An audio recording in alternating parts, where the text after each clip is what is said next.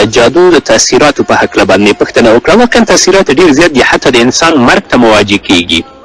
تاسې به لیدلي چې کله په پیغمبر علیه الصلاة والسلام باندې کوډې کیږي، رسول الله صلی الله علیه وسلم ډېرې سختې ستونزې سره مخ کیږي، حتی چې هغه 2 ملکې راځي او پیغمبر علیه الصلاة والسلام د دې واقعې نه خبروي او بیا ځي هغه کوډې د هغې څا نه راوباسي.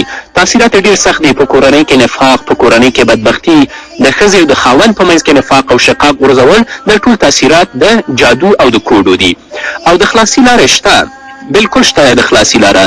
الله رب العزت موږ ته په خپل کلام کې د جادو د خلاصي لارې راښودلي. هغه 2 آخري صورتونه چې د الله په کلام کې دي، قل اعوذ برب الفلق او قل اعوذ برب الناس، که دا یو انسان هر سهار د مانځه نه وروسته په ډېر اخلاص او صداقت سره لولي، زه په دې باندې متیقن یم چې هیڅ کوډې به په دې باندې تاثیر ونه کړي.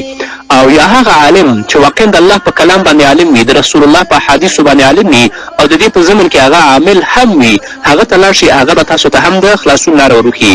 او یوه هغه دعا ده چې پیغمبر علیه الصلاة والسلام هغه صحابي ته ابی بن کعب ته ورښیي چې پیغمبر علیه الصلاة والسلام ورښودلې ده. هغه وایي که دا دعا ماته رسول الله نه وای راښودلې، نو یهودیانو به په خپلو کوډو زما نه خر جوړ کړی وای. د په خر کې مفسرینو ډېر توجیحات کړي دي چې اعوذ بالله بکلمات تامات هغه دعاګاه ده. او تعلیم د تعلم دواړې د اسلام د مقدسه حرام دي. زموږ ټول محدثین او فقها په دې باندې متفق او متحد دي.